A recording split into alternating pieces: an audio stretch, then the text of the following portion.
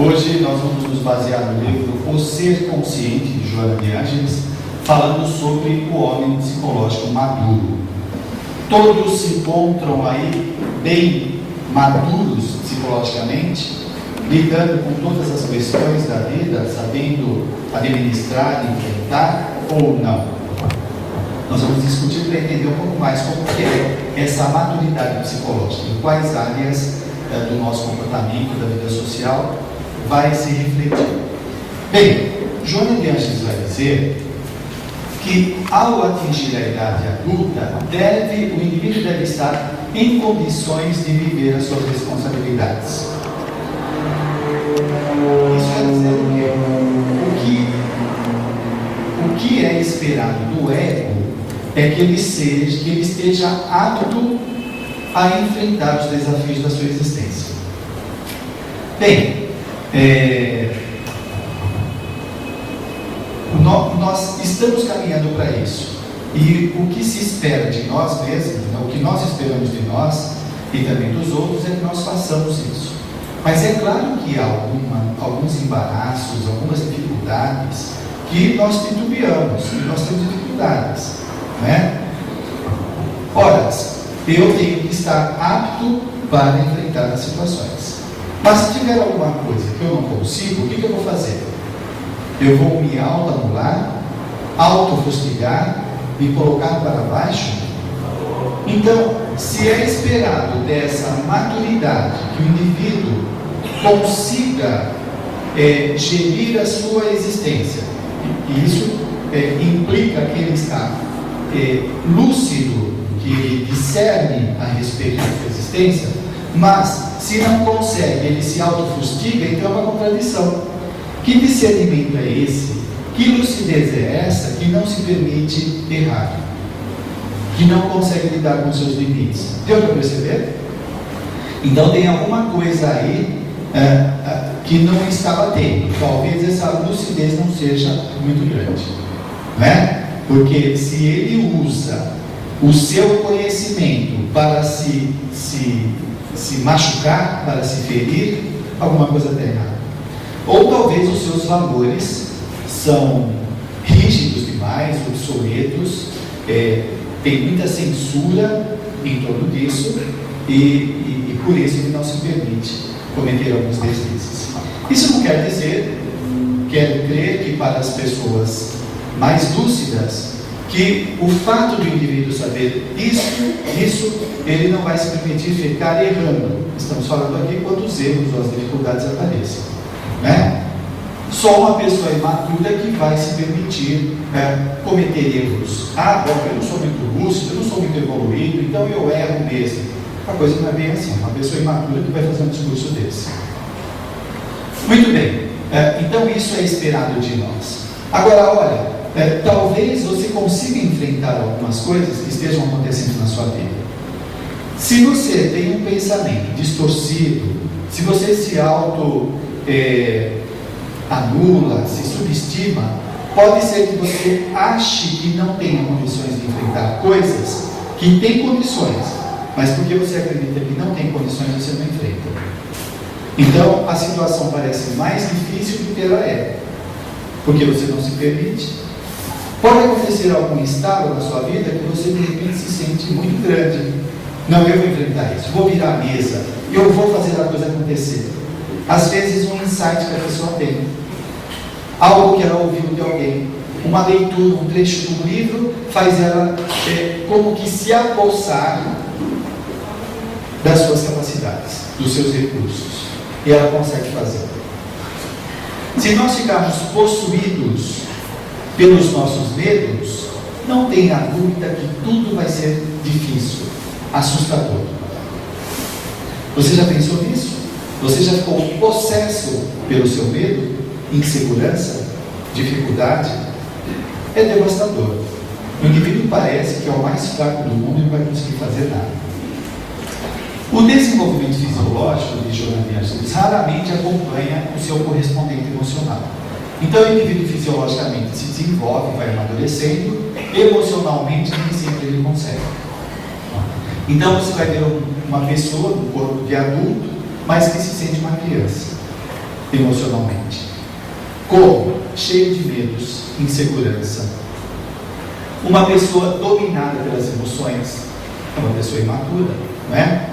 A racionalidade tem que funcionar mais do que esta emotividade, do que as emoções. Por quê? Se o indivíduo é contrariado, se ele é frustrado, ele tem reações emocionais atormentadoras. Para uma pessoa entrar numa depressão não precisa muito, basta ela ser frustrada em alguma coisa, pronto, ela se permite entrar na depressão. Não quero saber de mais nada, desisto de fazer, não adianta, já tentei tudo, e ela entra naquele processo destrutivo. Ou qualquer outro comportamento exacerbado emocionalmente. O período infantil alonga-se e predomina, no caso desse, tornando a personalidade instável, atormentada, insegura, depressiva ou agressiva. Então, essas alterações de humor constante já está revelando um pouco dessa personalidade. Todos nós temos oscilações. Tem os dias que estamos em alta, em baixa, em alta e baixa, né? Existe um certo controle sobre isso. Nós não somos reféns das emoções, mas tem gente que é muito. E essa instabilidade, então, está mostrando que ela está com dificuldade de lidar com algumas coisas. Às vezes, uma coisa que teve um tempo que eu me interessava muito por autoestima. E era comum algumas pessoas acreditarem que aquelas pessoas supostamente confiantes, agressivas, que falam um monte de coisa na cara dos outros, que elas tivessem uma autoestima boa. E não tem. Elas têm uma autoestima muito baixa, mas por causa desta instabilidade, desta insegurança, a pessoa compensa essa instabilidade através da arrogância, através da prepotência. Então ela se apresenta como se não tivesse medo de nada. Fala um monte de coisa na cara dos outros, soltando, né, os seus bichos, e quem olha fala, olha, esse tem uma autoestima. Não, está muito fraca essa autoestima, está muito doente. O que se espera de uma pessoa de autoestima elevada e uma pessoa equilibrada é que ela seja gentil, que seja compreensiva, etc. Né? São características aí da pessoa madura. Alguém que quer agredir o outro, quer machucar, colocar para baixo, certamente está doente. Não tem nada de equilíbrio aí. Bem, graças à sua constituição emocional e orgânica, na vida infantil você é egocêntrico. O que é esse egocêntrico? Voltado para si mesmo. O mundo gira ao seu redor. Então é aquela pessoa que tudo que ela faz é só para beneficiar a si mesma. Ela sempre chama atenção para ela quer ser atendida dos seus interesses. Se ela faz uma obra social, é para atender o seu egão. Tudo tem o objetivo de atender o seu ego. Ele está falando aqui dessa predominância do período infantil, e isso se estende até a adultidade ou a maioridade que nós estamos, né? Se esse egocentrismo domina a nossa personalidade, se ele é um traço forte da sua personalidade, você precisa trabalhar isso, porque isso caracteriza a imaturidade, né? Por que os seus desejos, os seus interesses precisam ser atendidos? Isso vai trazer o quê? Vai trazer paz, confiança, alegria? Não é isso que acontece. Então, é um desejo, uma centralização doentia, que não traz compensações. Agora, nós temos resíduos, né? Se você não tem isso tão acentuado, pode ter um pouco. Então, como que você administra isso? Que mais? Passado esse primeiro período, a pessoa se faz ególatra. O que é ególatra? É cultuar o próprio eu. Se não fosse eu nesse centro, as coisas não aconteceriam, viu? Se não fosse eu nessa empresa, se não fosse eu nessa casa, se não fosse eu em todo lugar, né? Eu sou o máximo, maravilhoso, né? É o culto da própria personalidade. O indivíduo precisa, e se ele recebe o aplauso dos outros, melhor ainda. Mas não é muito importante, porque os outros também não são tão importantes, né? Se eu sou o máximo, quem são vocês? Quase nada, né? Então, essa é a egolatria. É o indivíduo que precisa desses olhares, ele é dependente dos outros. Então, olha como isso atormenta a personalidade, né? Uma pessoa dessa consegue viver só, assim, só? Estar em contato consigo? Provavelmente não. Ele precisa de holofotes em cima dele. Senão ele não sente, ele não vive. É como ela diz aqui, o indivíduo vai se isolar socialmente, considerando os outros como pessoas descartáveis. É interessante isso, né? Também avaliar qual é a relação que nós temos com o outro. O outro na sua vida é um epifenômeno, autossecundário, sem importância, apenas para atender os interesses. Então, o indivíduo ainda não despertou a consciência, ainda ele está nesse estado de sono, né? Da importância da interação, da inter-relação social. Tem uma pergunta? Alô? A personalidade histriônica, ou antigamente chamada de histérica, é aquela personalidade que ela quer ser o centro da atenção, ela quer chamar a atenção, e ela tem comportamentos muito exaltados, muito coloridos, muito dramáticos, tá? Então, assim, ele pode ser ególatra ou não, mas esse comportamento específico do histriônico, ele tem essa característica de dramaticidade. E ontem no programa de quarta-feira, eu estou apresentando um caso que vai nessa próxima quarta de comportamento histriônico. Por que esse indivíduo se apresentava como histriônico? Isso está no livro Nos Domínios da Mediunidade, no livro Milhões Partidos de Novo Caso de Comportamento Histérico. Nesse Nos Domínios da Mediunidade, na vida passada, ele fazia parte de uma quadrilha organizada pelo pai da vida atual, e eles roubavam pessoas nas estradas.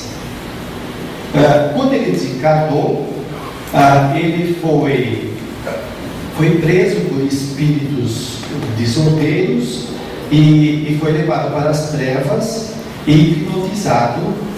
Não falou que tipo de hipnose que fez, né? A sequela disso é que ele reencarnou como uma pessoa histriônica, tá? Agora você imagina, o estágio que o indivíduo faz nas trevas deve ser dantesco. As marcas que devem ficar no psiquismo são muito fortes, né? E ainda mais a hipnose que os espíritos fizeram na cabeça dele. Então ele volta na existência atual, desde o momento da concepção, ele já tem alterações orgânicas, etc. Muito bem, continuando. Oi, tem uma pergunta? Mas a bipolaridade é mais grave, né? Aí já tem componente orgânico. Assim, eu vou acreditar que essa alteração orgânica é porque o psicossoma dele, o perispírito, já tinha alteração desse desequilíbrio de humor, e isso tem afetado a formação do corpo novo. Então ele tem essas alterações muito bruscas e muito severas, né? Aqui nós estamos falando de casos mais brandos. Aí já seria um transtorno mais grave, me parece. Bom, para uma pessoa dessa, o sentido da vida permanece restrito ao círculo estreito das aquisições de coisas, né? E a sujeição de outras pessoas aos seus caprichos. Essa egolatria, egocentrismo, egoísmo. Você veja que está tudo centrado no ego. O ego é o centro de tudo. Em nossa imaturidade, nós temos a impressão que, atendidas as nossas necessidades, nós seremos mais confiantes, mais felizes, um monte de coisas. E por mais que o indivíduo tenha, não é suficiente. Ele sempre precisa de mais. Então, o centro do equilíbrio não está nele. É uma coisa paradoxal, né? É claro que ele tem que permanecer centrado, equilibrado. Mas quando ele sai desse egão de encontro ao outro, é que ele começa a crescer. E começa a ser desenvolvido coisas internas diferentes desse egocentrismo. O altruísmo, a fraternidade, a empatia, né? Ele começa a ver o outro.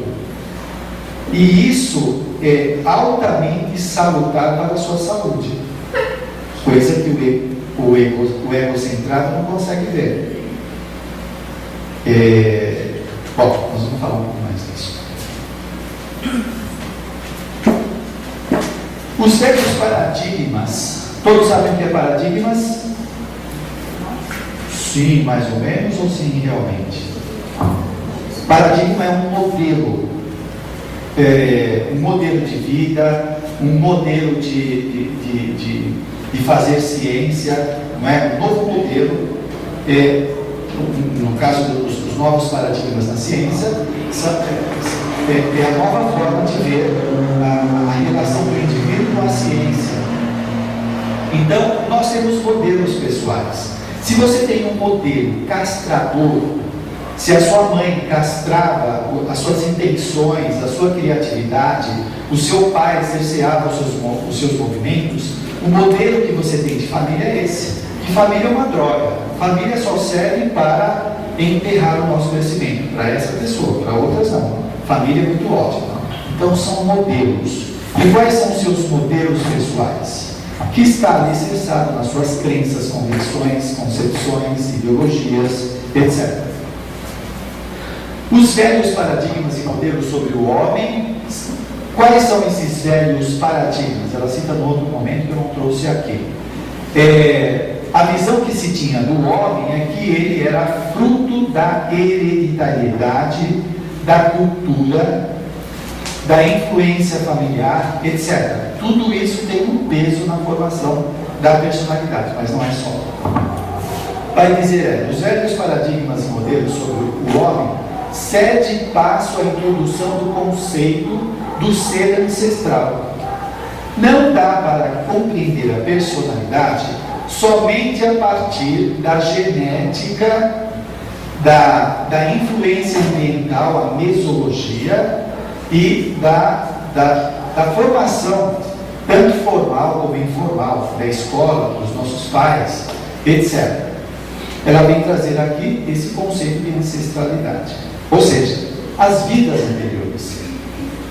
Como toda a historiografia das suas encarnações que se tornam responsáveis pelo desenvolvimento do eu profundo. É aí que a gente entende a personalidade, ok? Essa historiografia anterior, as várias personalidades que nós somos, reflete na formação da personalidade atual. Então, esses traços desta historiografia são muito fortes em você. Aliás, é um convite que eu faço.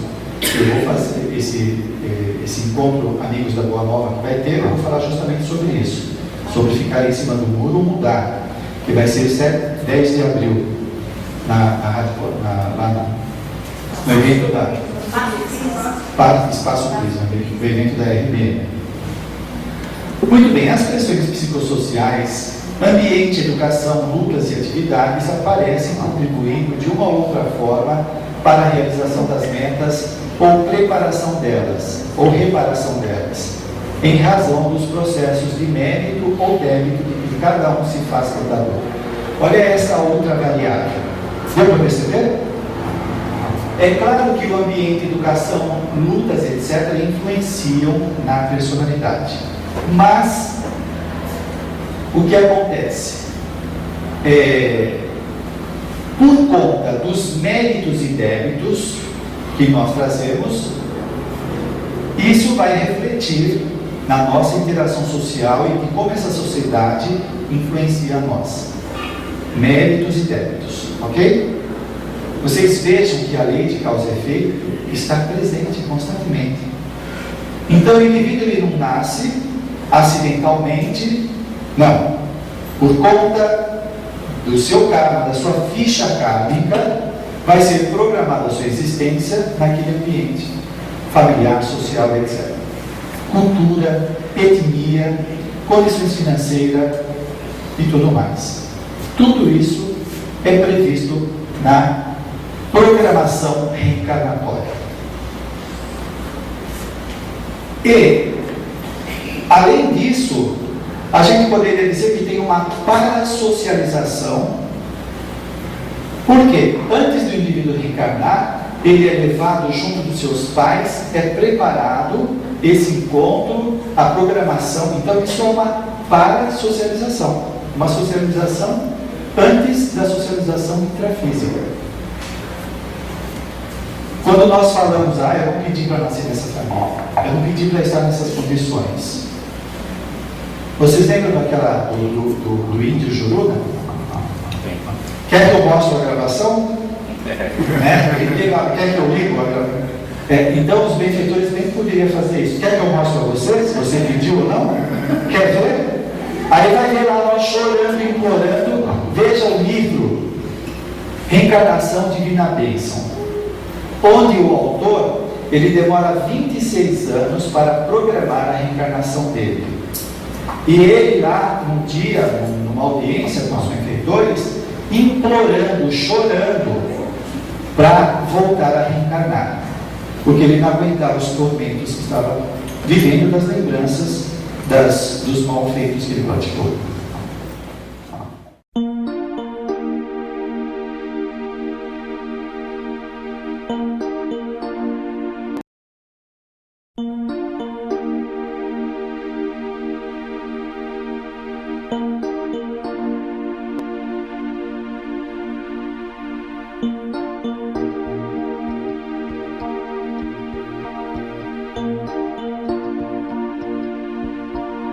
Todos nascem ou renascem nos núcleos familiares e sociais de que necessitam para aprimorar-se e não conformem-se a ceder profissionalmente que merecem. Deu para entender? Está claro? Não é um discurso nosso? Eu nasci onde eu mereço. Não, ainda não merece. Por enquanto só necessita. Se merecesse, talvez nascesse numa condição melhor. Não é? E isso, gente, está agora aqui em nossas mãos, tornar a nossa vida uma coisa gloriosa, nós nos tornarmos merecedores, ter créditos em nossas fichas kármicas, né? Para que nós possamos ter vidas mais direcionadas ao nosso crescimento. Olha só, quando nós falamos aqui desse período infantil, ególatra, egocêntrico, egoísta, o lance é o seguinte: como nós seremos na próxima existência?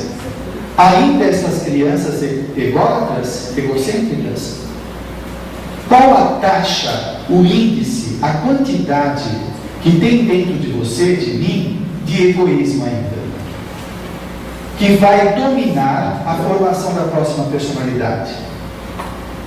O quanto cada um de nós estamos trabalhando para mudar esse estado interior, para que nós sejamos crianças mais produtivas na próxima existência, que nós possamos aproveitar mais sem os tormentos emocionais que ela está dizendo aqui. Porque se você estiver carregado de tormento, vai ser uma criança tímida, assustada, pode ter fobia social, não aguenta estar no meio de muita gente, não consegue se enturmar com os amigos. Isso nós trabalhamos agora.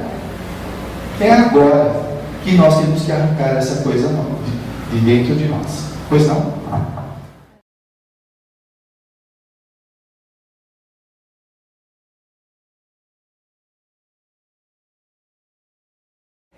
Olha, eu acho isso muito variado, porque nós não conhecemos a ficha da pessoa, porque está cheio de pessoas anônimas que estão fazendo trabalhos transformadores, né, na sociedade. O lance é o seguinte, é a nossa autoconsciência e o que nós podemos fazer. O que eu posso fazer com a minha vida? Porque se eu mudar a minha vida, eu melhoro o meu entorno, entendeu?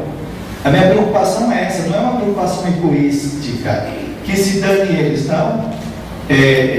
Na medida do possível, nós estamos fazendo o que pode ser feito. Mas enquanto eu não me transformar, como que fica?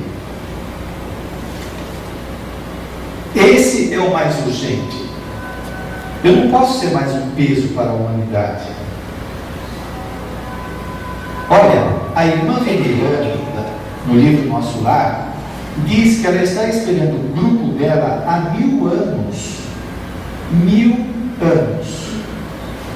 Será que se cada um de nós nos melhorarmos, nós não poderemos acelerar esse processo? Com o nosso grupo familiar, conosco? Será que você se subestima tanto para achar que você não tem que fazer nada, ou não pode fazer, ou é muito pequeno?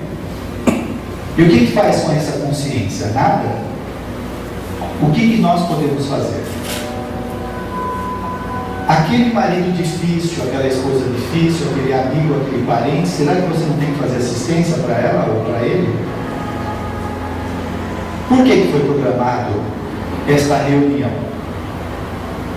Se nós nos preocuparmos só conosco, aí volta o egocentrismo. Essa busca da melhoria é para fazer mais assistência, é para ajudar mais. E isso vai trazendo mais bem-estar, mais equilíbrio, mais felicidade para a pessoa. Olha só, todos nascem ou renascem nos núcleos familiares e sociais de que necessitam para aprimorar-se. Então, esse grupo que nós estamos está nos ajudando ao aprimoramento. Se eu alimento ideias equivocadas, eu não vou aproveitar isso. Eu vou ver esse grupo como um empeço do meu crescimento. E aí eu estou perdendo tempo, vida. A maturidade psicológica tem um curso acidentado, feito de sucessos e repetições, por formar um quadro muito complexo na individualidade humana. Então, não vamos desistir. Ela vai chamar aqui a primeira maturidade que vamos desenvolver, que é a afetiva, maturidade afetiva. É quando o ser deixa de ser captativo, absorvente, de querer só para si, por fenômeno atávico, que nós trazemos aí da nossa história ancestral, para tornar-se ablativo. Ablativo é que oferece, é que faz em favor do outro. Então, a maturidade afetiva vai se caracterizar por isso. Em síntese, deixar de pedir para nós para fazer ao próximo. Ok? Isso é maturidade afetiva. Estamos pedindo só para nós, rezando só para nós, na caixa de vibração só colocamos o nosso nome, repetimos várias vezes, no nível até imprime, né? 200 vezes o mesmo nome, só dele, e o endereço dele. Será que a gente não tem que pensar no outro? Será que ao fazer o bem para o outro, eu já começo a sair dos meus tormentos?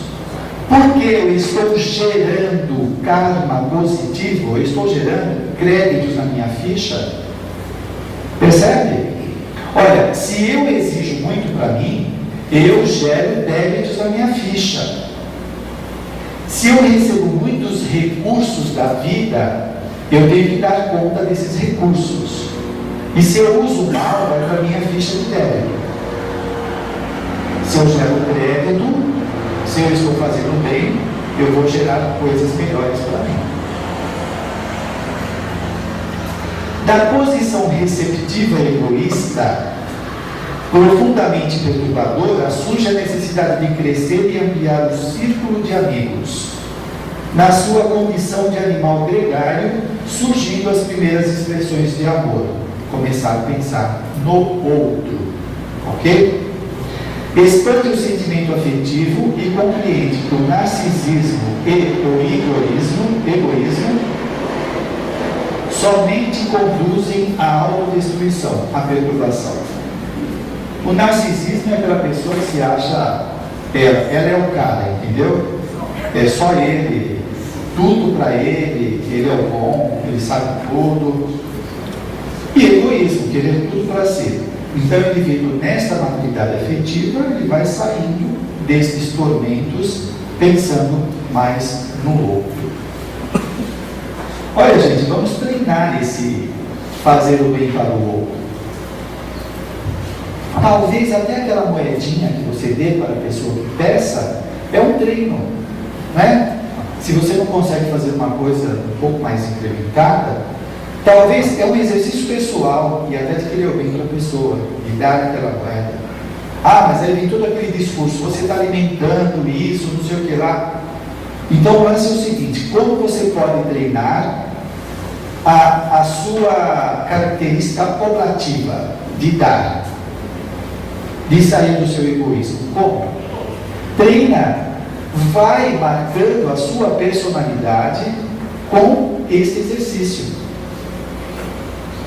Nós precisamos fazer isso. Não podemos ficar nesse eterno discurso. Quando eu me aposentar, eu vou trabalhar. Quando eu me formar, eu vou fazer isso ou aquilo. Será que não é agora? O que nós podemos fazer? Uma pergunta aqui.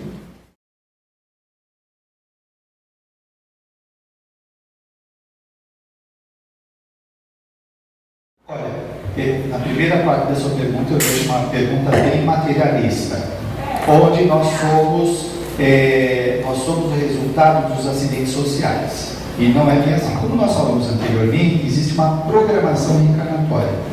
Então essa pessoa programou a sua existência naquela condição. Por quê? Porque provavelmente ela fez bem o oposto disso e hoje ela quer praticar, exercitar, extirpar da sua personalidade aqueles traços que ela traz que são perturbadores, né? Usando uma ideia de Allan Kardec que tudo se encadeia, digamos que a necessidade dela de reencarnar nessa condição também propicia as pessoas ao seu entorno a se mexerem, a fazer, a melhorar a sociedade. Tudo está encadeado, né? Isso retrata a nossa imaturidade social, que pensa só nos interesses pessoais, tal, pensa na educação, etc. Percebe que existe um encadeamento? Ela está dando a chance de você também se exercitar, de fazer o bem. Mas ela não está lá só por causa de você, para te dar a chance de você fazer o bem. Ela está por causa dela. Então há esse encadeamento, percebe? Isso acontece dentro de casa.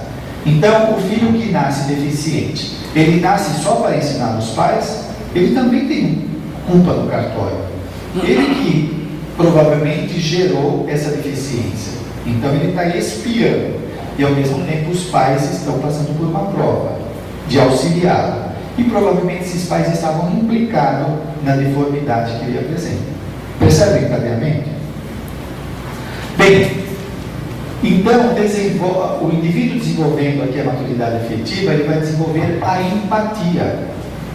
O que é empatia? É isso aí, se colocar no lugar do outro, não é?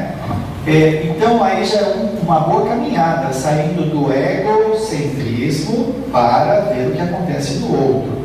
Então aí tem sensibilidade, né? Sentimento, sentir-se, condoer, ter compaixão por aquilo que acontece com o outro. Então já é uma boa caminhada.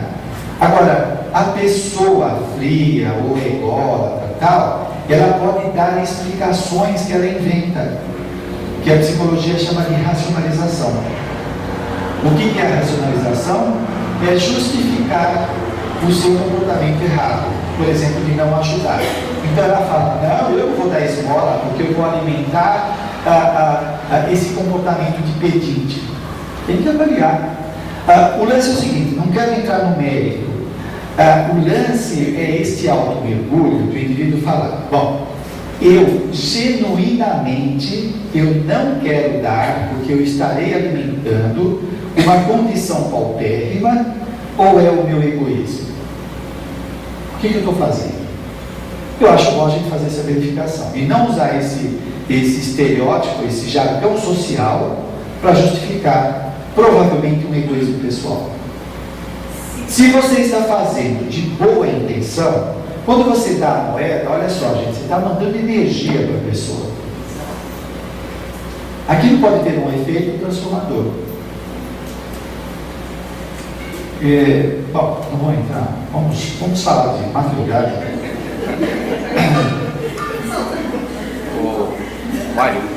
Olha só, o indivíduo vai trabalhar pelo ouvido, não é pelo ouvido não, estão ouvindo bem? Pelo esquecimento de si mesmo com a lembrança constante do próximo. Gente, vai falar isso para o egoísta, para o egocêntrico, ele começa a se remexer. Ele fala, isso é besteira, é bobagem de religião, de filosofia.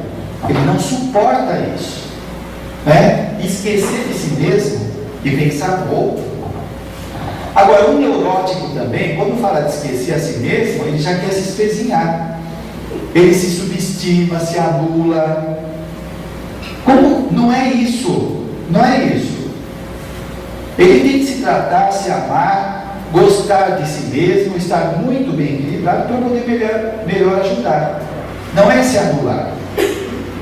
Quanto mais ele faz isso, ele sai desse egocentrismo, mais ele lúcido se torna, consciente, afetivo. Ele se sente muito melhor. Então, que tal nós começarmos a pensar no outro dessa forma? Mas não vamos esquecer a nós mesmos, como propôs Jesus, não foi isso? Amar ao próximo como a si mesmo.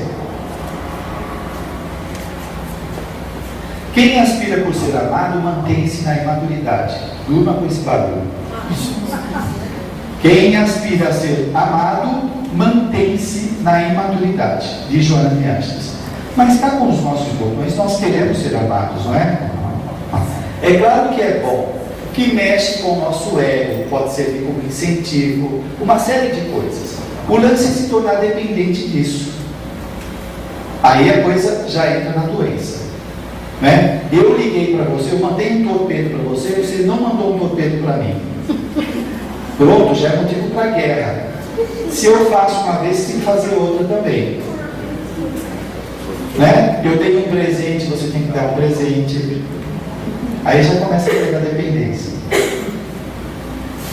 A afetividade é o campo central para a batalha entre as diversas paixões de posse e de renúncia, de domínio e abnegação, ensejando a predominância da doação plena. E aí onde começa a gente viver todas essas coisas, esse fervilhar interno, né, dessas paixões. Renúncia, domínio, abnegação, posse, que nós todos ainda estamos emaranhados nisso, mas vamos trabalhando. Vamos nos desembaraçando. E, pelo que diz aqui, o que melhor ajuda a sair desse embaraço é fazer o bem. Porque está emaranhado nisso, a gente se perde, parece que precisa, se prescindir disso, vai ficar doente, vai faltar, eu vou sofrer. É uma coisa louca, que não tem saída. E quando o indivíduo vai se desembaraçando, ele vê que isso é tudo supérfluo, perfumaria, não é tão importante. É um paradoxo, porque a nossa formação foi outra, não é? Nós aprendemos a pensar em nós, e de uma forma doentia, porque aí vem a religião.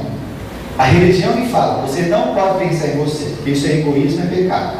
Se você pensar, você vai ser punido. Então está lá no nosso inconsciente. Aí vem a psicologia, fala que você tem que se amar, tem que se respeitar. E Jesus também, né? Amar o próximo como a si mesmo. Aí fica essa bagunça. O que eu faço? Eu me amo ou não me amo? Gosto de mim ou não? E a pessoa fica perdida. Bom, espero que esteja claro, né? Aí, a segunda etapa é a maturidade mental, que compreende, na maturidade mental, o indivíduo compreende que a vida é rica de significados e o seu sentido é a imortalidade. Essa maturidade mental vai permitir o indivíduo alcançar esses conhecimentos, né? A vida está cheia de significados, tem sentido. Não é uma coisa solta, casual, caótica. E o seu sentido é a imortalidade. Isso é muito libertador. Saber que agora é transitório e nós estamos caminhando para algo maior. E mesmo nessa transitoriedade, nós somos esses seres imortais. Nós não somos daqui, estamos aqui. Bom, com essa identificação, alteram-se os interesses. Essa identificação da vida com significado, as coisas têm finalidades, nós somos imortais, então os interesses se alteram. Aí a gente já começa a sair desse interesse colocado pela lavagem cerebral da mídia em nossas cabeças, ou quem sabe por aquilo que os nossos pais nos passaram, que era o que eles sabiam, que pode ser atormentadores ou libertadores, seja lá o que for. Essa maturidade mental tem que fazer uma limpeza aqui. Não tem um dia da limpeza, pegar o guarda-roupa, jogar um monte de coisa fora, tal. Tem que pegar um monte de coisa e ir jogando fora. Deixar as boas.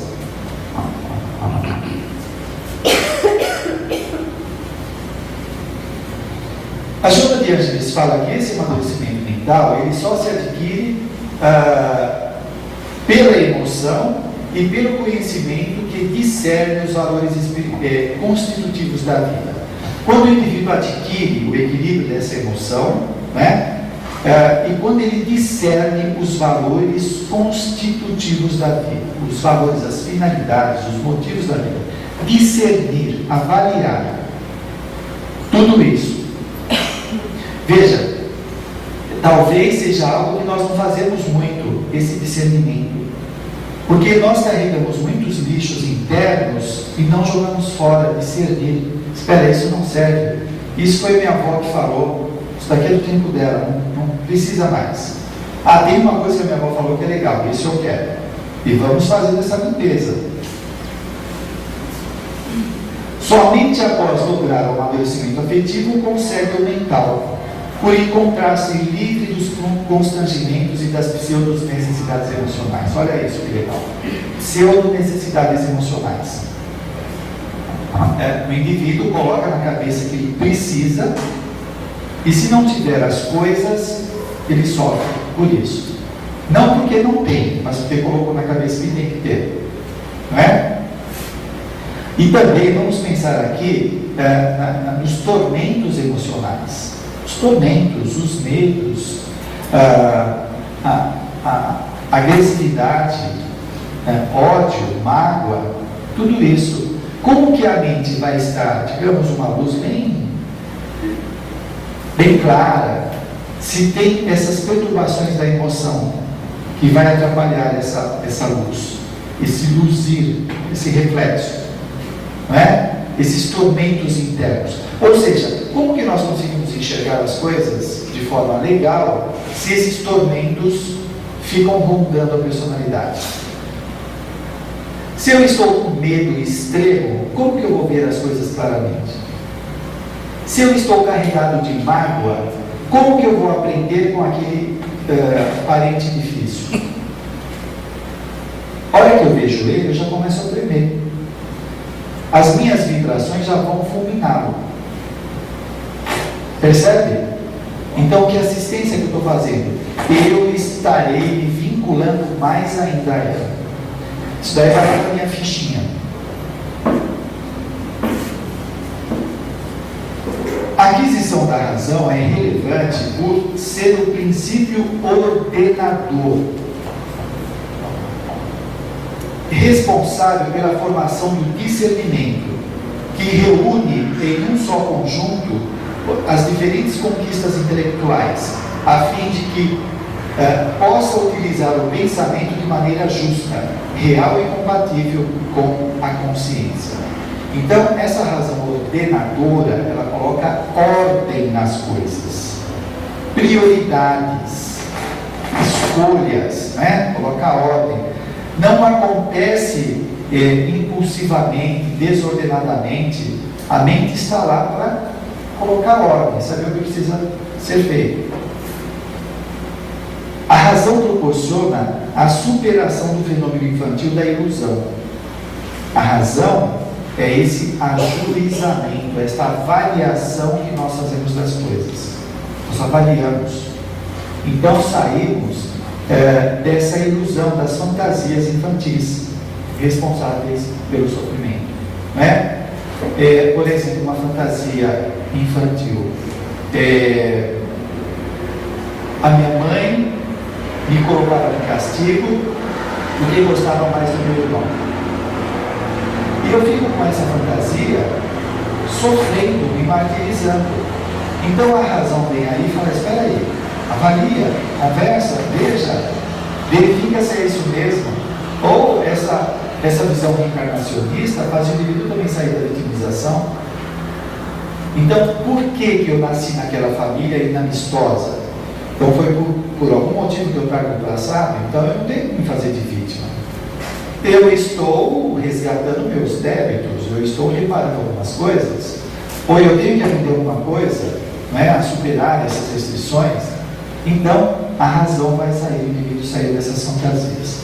E olha, tem casos, livros de psicologia que contam muitos casos que as pessoas guardam, os adultos hoje, lembranças da infância, de que elas sofreram algumas coisas que não sofreram, são fantasias.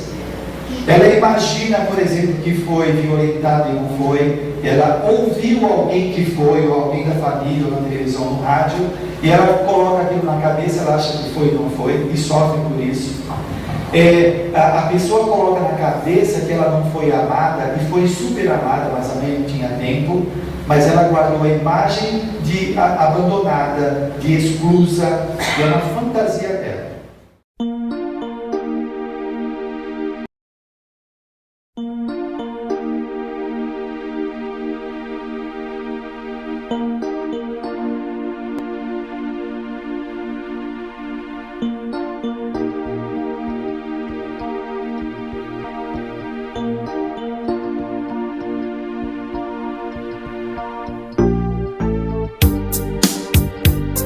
Agora nós vamos falar sobre a terceira maturidade, que é a moral.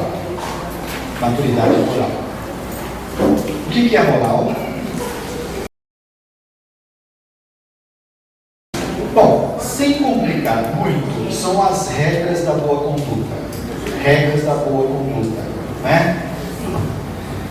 Ela é responsável pela superação dos instintos, das sensações grosseiras e imediatistas. Isso quer dizer o quê? Que o indivíduo não vai mais viver instintivamente. Ele não vai ser arrastado pelo instinto. Tem aí a razão, que faz escolhas. Ok? Então é a regra da boa conduta. Aí nós poderemos relativizar isso também e dizer: bom, mas como que é a conduta de uma sociedade doente? Como é a conduta de uma sociedade amadurecida? Nós temos um modelo Jesus que tem lá um código de boa conduta. O Allan Kardec vai falar isso, falando sobre a moral, o que é essa moral, não é? Então nós temos modelos, paradigmas mais acertados, melhores quanto a essa conduta que nós devemos ter, né? Nós temos noção do que é certo e errado, ou não temos? Se o cara da padaria devolve um troco a mais para você, pegar o dinheiro é uma boa conduta ou má? Você achar um dinheiro na rua, ou, não sei, como que você se comporta com isso? Aí nós vamos vendo esse código de conduta pessoal, como que funciona em várias situações, não é? Nós temos noção disso e precisamos aprimorar. Porque é aí que a coisa pega. Se eu vou me autocorrompendo, eu vou sempre dando um jeito de atender os meus interesses egoísticos. Quantas autocorrupções nós fazemos? Né? Ah, mas não tem ninguém vendo. Qual o problema? Ah, só isso não vai ter importância, ou só aquilo. Autocorrupção. Ninguém precisa saber. Eu sei. Não é o outro que vai me fazer evoluir. Sou eu. Aí eu faço um monte de besteira, depois desperto um pouquinho a consciência, aí eu fico com culpa de tudo aquilo que eu fiz errado. Para eu limpar estas culpas, vai ser uma coisa, vai ser um trabalho danado.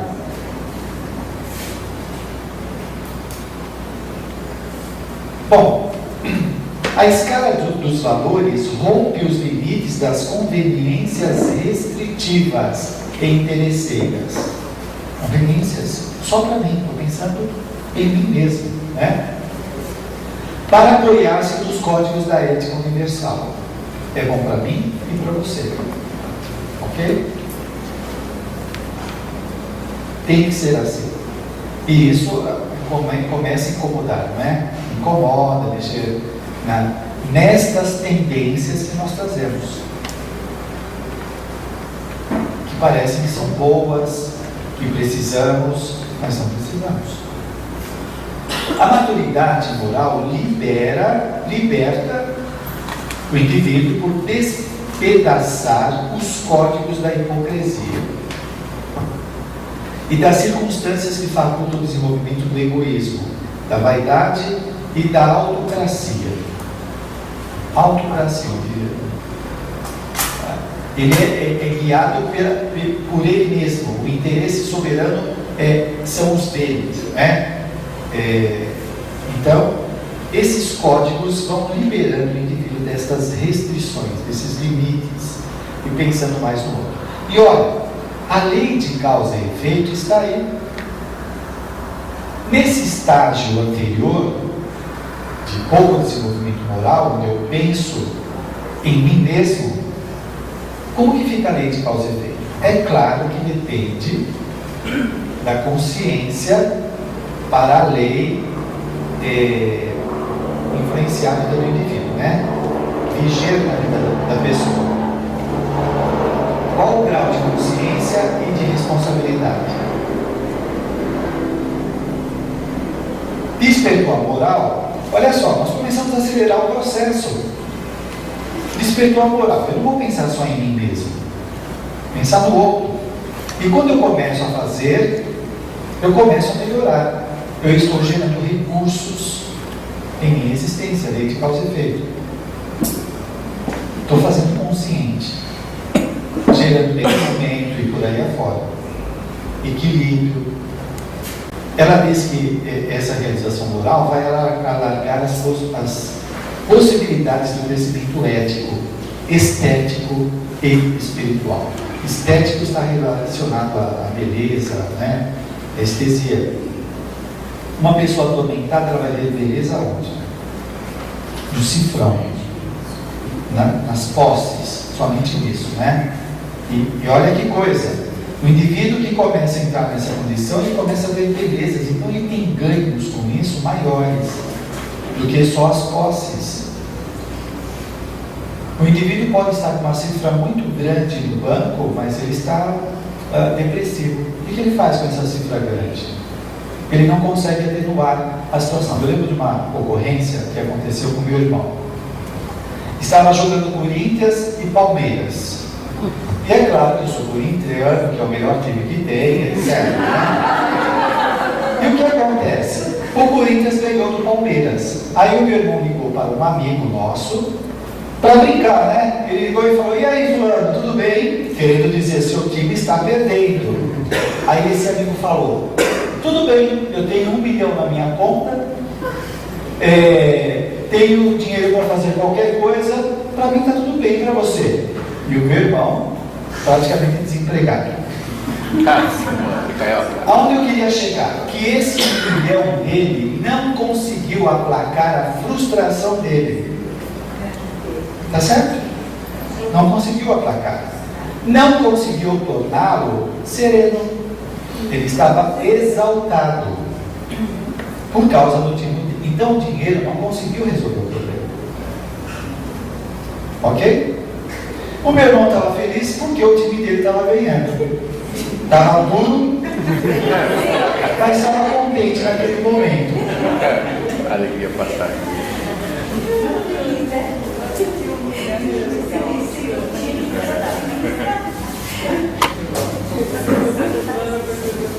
Bem, dois sensos morais surgem no contexto da maturação, que é o convencional, a moralidade convencional, que é o aceito, o oportunista e às vezes amoral ou imoral, né? A moral é sem moral e moral é a péssima moral.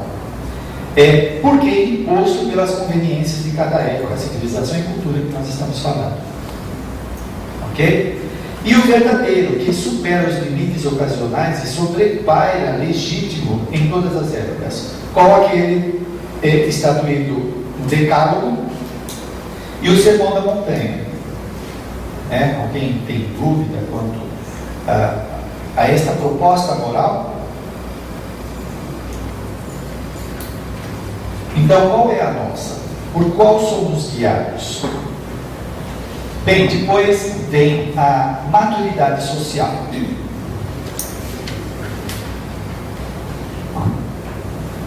E ela vai surgir como natural depois das conquistas anteriores, porque o indivíduo se autoconhecendo e autotrabalhando, ele se torna harmônico no meio social. Ok? Percebe a lógica? Aí tem a maturidade social. Ele consegue interagir bem na sociedade. Ele se autoconhece e se autotrabalha. Como que ele se autotrabalha? Eu não consigo me aproximar das pessoas porque eu sempre acho que eu sou inferior, que elas falam melhor do que eu. Eu tenho que trabalhar isso. Eu não sou inferior, eu sou igual às pessoas. Eu vou começar a dar a minha opinião, vou começar a falar. Então eu vou exercitando a minha autoafirmação, o meu alto valor e por aí afora. Eu vou me trabalhando. Não espere que isso aconteça na sua vida. É você que tem que fazer. Qual é o seu limite, a sua dificuldade? Qual é o seu traço, o seu mega traço? Você trabalha isso? Ou é conduzido por esse traço negativo, que é o pior de tudo, né? E é claro que uma pessoa numa condição dessa tem uma relação harmônica com a sociedade, não é como aquelas que ficam atirando pedra e não faz nada. Olha esse governo, olha esse partido, olha esse movimento, e não faz nada, só fica reclamando. Não é uma pessoa consciente, né? É uma criança que fica berrando, assustada com o mundo lá fora e não faz nada. O mínimo, não precisa sair e salvar o mundo, porque tem gente que quer salvar o mundo, né? Eu vou pôr ordem nesse mundo. O adolescente é assim, né? Eu vou mudar tudo isso. Espera aí, o que eu posso fazer? Então tem um artista, no Rio de Janeiro aparece muito isso. A pessoa faz balé, ela pega as crianças da comunidade e vai ensinar balé. O outro é músico, ele pega as crianças e vai ensinar música. E por aí afora. Este sim é uma pessoa acordada, compromissada, né? Está fazendo a parte dele. Você não tem um talento desse? Não importa, o que você pode fazer? Você pode fazer alguma coisa. E será que está fazendo? Então é assumir isso, não é? Às vezes você não pode sair de casa, mas você pode mexer com o computador, manda e-mail para as pessoas. Eu sei que lê muitos e-mails, a maioria eu deleto tudo, mas de repente você pega um nicho que gosta aí e você está ajudando pessoas ou está alertando alguma coisa nesse mundo de hoje é possível fazer. Então ele se torna uma pessoa compreensiva, líder natural, proporcionando bem-estar em sua volta e alegria de viver. Mostra-se, ele mostra um comportamento cooperativo. Não é compelida a dominar o grupo e não se sente rejeitada. Aí já entra nos conflitos, né? O indivíduo vai trabalhar no grupo e aí qual é a reclamação? Ninguém me ouve o que eu falo. As pessoas só estão pensando nela. Então já tem aí essa maturidade ainda não está legal. Precisa ser avaliada, ajustada. Será que é o grupo ou é você? Aí vem o discernimento. Espera aí, deixa eu avaliar. Que nem uma pessoa que mandou um e-mail. Eu não sei se ela mandou e-mail ou ela ligou na rádio. E ela dizia, não é possível, todos os centros que eu vou, todos, as pessoas não gostam de mim. Elas acabam sempre dificultando as minhas atividades. Eu falei, se são todos, será que são eles o problema ou você? Foi na rádio, né? Será que são os outros ou é? É muita coisa, né, gente? Então a pessoa não discerne, fala, espera aí, cara. O de ontem foi uma outra coisa. Eu estou falando do mais antigo. Ontem eu lembro que a pessoa falou que ela estava tendo problema no centro espírita e ela reconheceu que ela era mandona. Eu falei, mas será que você não tem que mudar esse comportamento? Será que isso não torna a relação inamistosa? Né? Então, às vezes a pessoa quer colocar a sua ideia, fazer os outros engolir e não pensa no mais importante, que é ser amistosa com as pessoas. A propósito talvez não seja tão importante, mas a convivência. É o que a irmã Sidufo fala para nós nos preocuparmos com a causa e não com a casa. E tem gente que está preocupado com a casa. As normas aqui são assim, tem que ser desse jeito. E nem se preocupa com as pessoas. As normas estão acima das pessoas. É esquisito.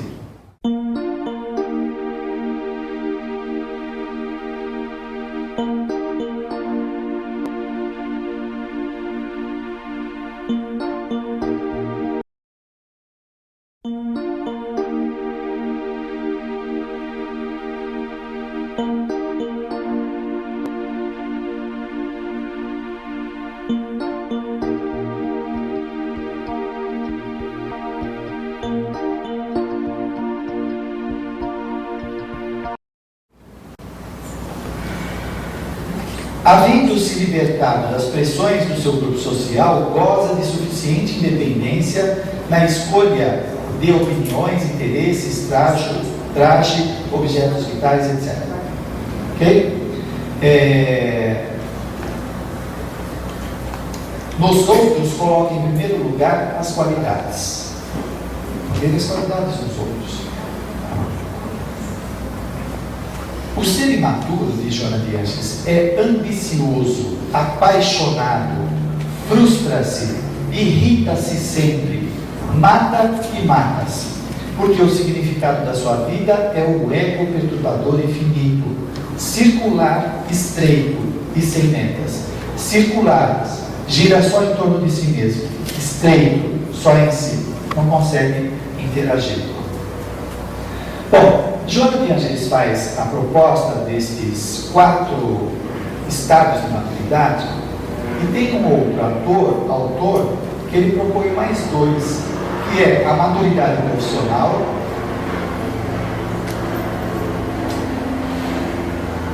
que ele vai falar que é um importante aspecto da maturidade social também, né? O indivíduo faz escolha da profissão em harmonia com as suas aptidões e interesses. Isso é legal, não é? Acredita na importância e dignidade da profissão escolhida. Não é diferente daquela que briga com a profissão desde a hora que acorda. Briga com a profissão, chega lá no trabalho, briga com todo mundo, é azedo com as pessoas. Então, é uma pessoa imatura profissionalmente. Ela está agregando o quê? Não está agregando. Agora, por que será que ela está nessa profissão? Foi escolha, é prova, falta de escolha.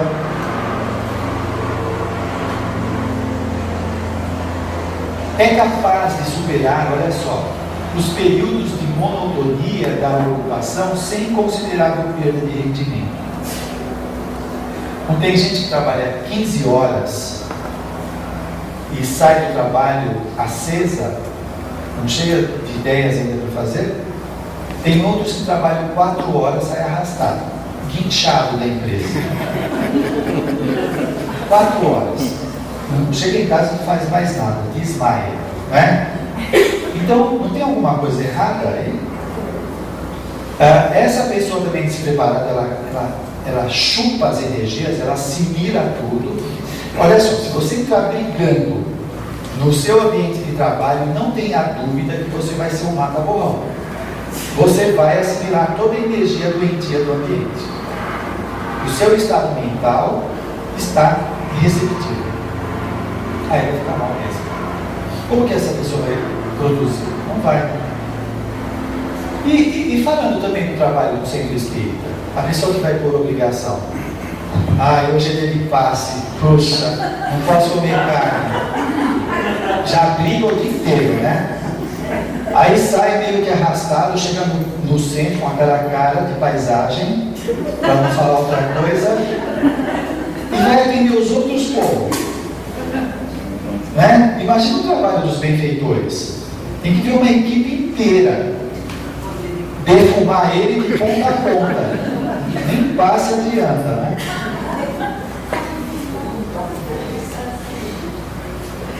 Muito bem, a maturidade psicológica. O termo maturidade psicológica é geralmente usado em 2 sentidos, como referência ao comportamento adequado a certa idade. Comportamento adequado a certa idade. Nós vimos lá que muitas vezes a infância se estende até a maioridade, né? Aqui o indivíduo estaria encaixado. O indivíduo com 30 anos vai se comportar como 30 anos, 50 anos. Você não vê, às vezes, um cara de cabelo branco, com 50 anos, 60 anos, que parece um adolescente? Ele está aí fora do eixo, né? E isso traz uma série de constrangimentos, coisas desagradáveis. Pode ser que tenha algum conflito interno, ela passou por uma perda, ela tenta compensar isso de alguma forma. E isso não é legal. Tem que saber se adaptar, o que não quer dizer que uma pessoa de 60 anos vai ser uma pessoa carrancuda. Não tem nada a ver, tem gente que associa a idade com infelicidade. E ao contrário disso, algumas estatísticas que eu andei lendo sobre comportamento humano, muitas pessoas, já a partir da terceira idade, são mais felizes do que as pessoas mais jovens. Porque já tem uma outra relação com a vida. Então não existe essa relação, né? De ser velho e já acabou tudo. Não é bem assim, não.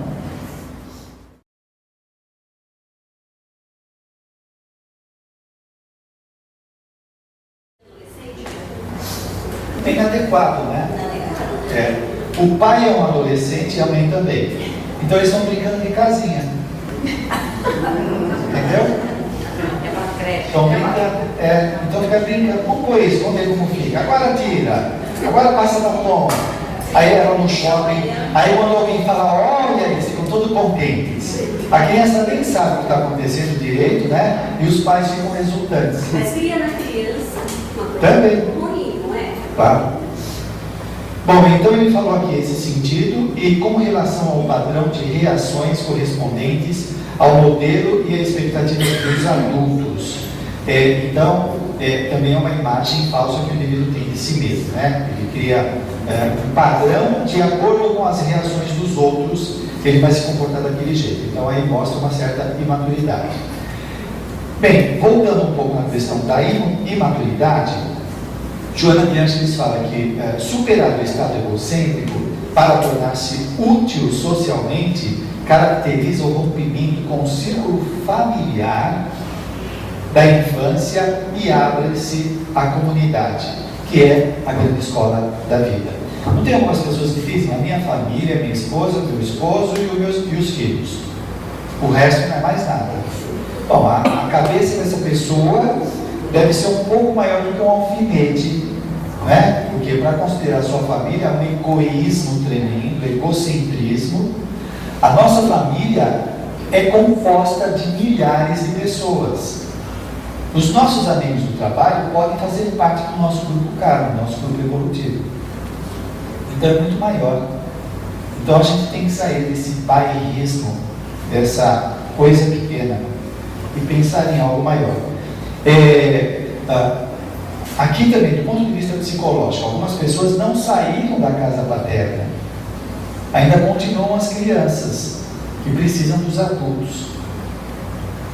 E que fica repetindo aquilo, né? Os americanos, mesmo alguns europeus, aqui no Brasil, infelizmente isso está condicionado à grana, né? As pessoas que têm mais grana, os filhos vão chegando 18, 17 anos, eles vão morar sozinhos, vão fazer viagem, vão para outro país. Isso é muito importante para o desenvolvimento. É claro que precisa de grana, né? Bem, alguém quer falar alguma coisa?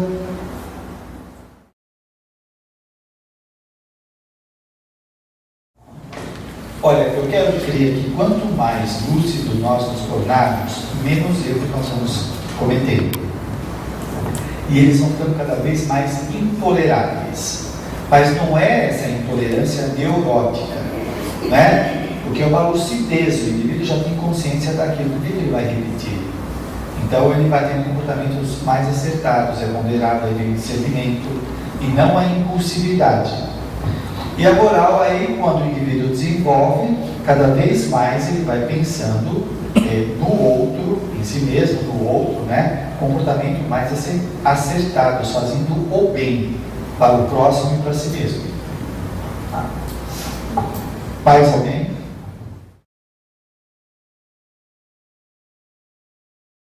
Talvez você esteja atribuindo a ele a responsabilidade que é sua, né? Na projeção é isso, você está achando que ele está te fazendo uma coisa que é você que está fazendo. Então, aí vem o quê? Quando ela falou aqui dessa maturidade social, o indivíduo se autoconhecer para saber o que está fazendo, sou eu ou é o outro? E mudar o comportamento. Deixa eu ver aqui, ela falou de dois aspectos. O autotrabalhando-se, autoconhecendo-se e autotrabalhando-se. Ok? Mais alguém?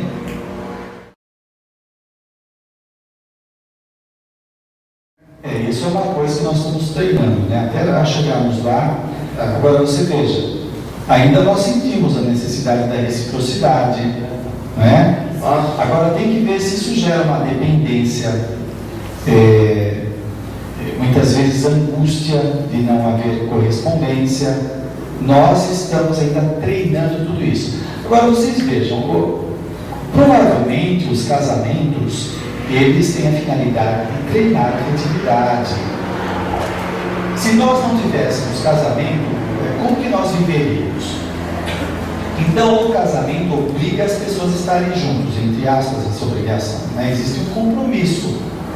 Então o casal se juntou, aí vem os filhos, tem que cuidar dos filhos, existe um elo lá, uma ligação, atando essas pessoas. Quantos queriam pular fora do casamento?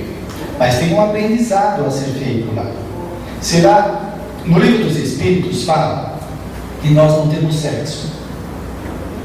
O espírito, ok? Isso quer dizer o quê? Que na vida espiritual não tem sexo. O gênero é uma condição humana. Na espiritualidade não tem gênero, masculino e feminino. Tem os condicionamentos. O indivíduo desencarna e chega lá com um corpo de homem e mulher. Mas não tem essa necessidade sexual. Isso é uma coisa orgânica, humana. Então, como que será nos mundos mais adiantados? Será que são as famílias do jeito que a gente conhece? Se não tem gênero, não precisa ter a união homem e mulher, não é? Então, são uniões mais amplas. E por que a gente vai? Por que tem família? Você casa com uma pessoa, mas aí vem a família, vem os primos, tios, e isso vai fazendo a gente cada vez mais aprender a se relacionar. E esse grupo familiar vai aumentando, mais pessoas vão reencarnando lá. Percebe que existe uma proposta atrás disso? Mexendo com a nossa afetividade, a sociabilidade, tudo isso, nós estamos treinando constantemente. É muito interessante, não é? Muito bem, ninguém tem mais nada a falar, questionar, refutar.